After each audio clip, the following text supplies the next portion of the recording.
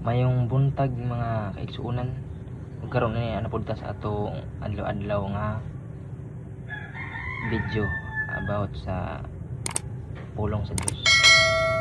Ug ani ana ta sa ikalimang pangutana sa atong topic, mga ilhanan sa pagbalik ni Kristo.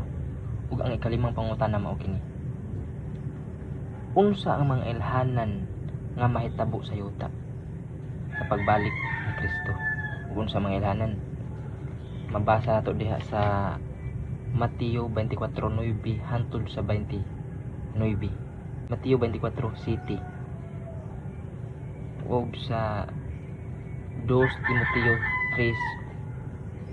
3:1 hangtod sa 5 ug sa Daniel 12:4. ug paminaw na to mga higala atong tagitay og basa.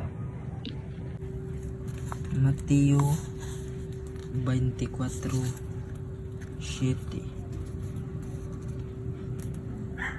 Magubat ang mga nasod ug mag-away ang mga gingharian ug may mga gutom ug mga linog sa tanang dapit.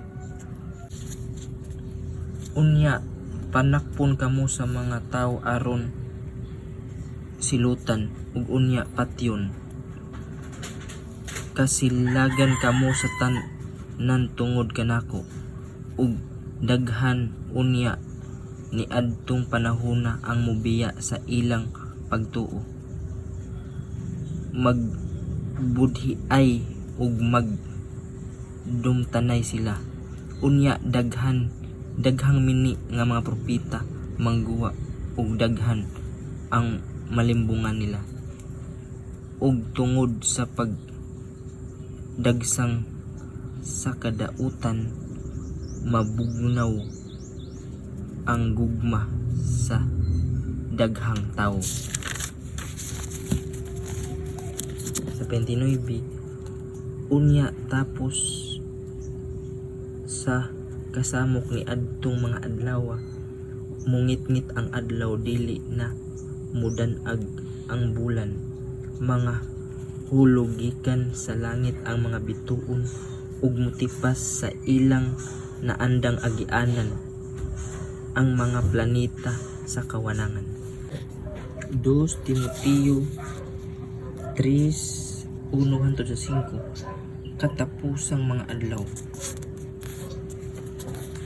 Angay mong masayran nga sa katapusang mga adlaw moabot ang mga malisod na panahon.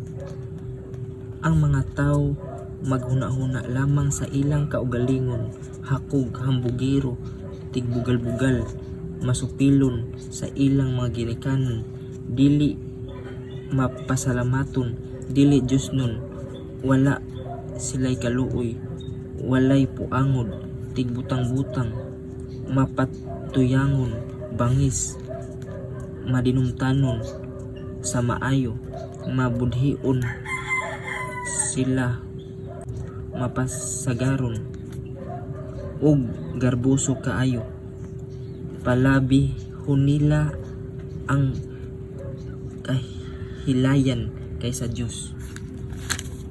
Nagpabilin silang reliyoso apan gisalikway nila ang matuod nga gahom niini. Likayi kining mga tawhana. Ug mao to mga higala ang mga ilhanan ang may tabo din sa yuta.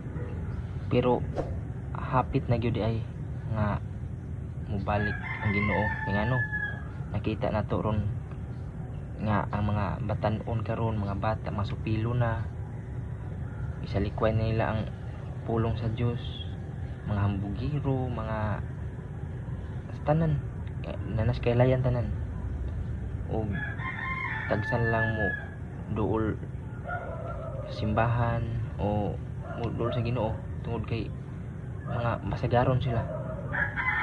Ug hinaot ko sa nakadungog nakabasa ni akong mga kuan ug kuan akong video, hinaot nga inyo nang i-share. Daghang salamat higala.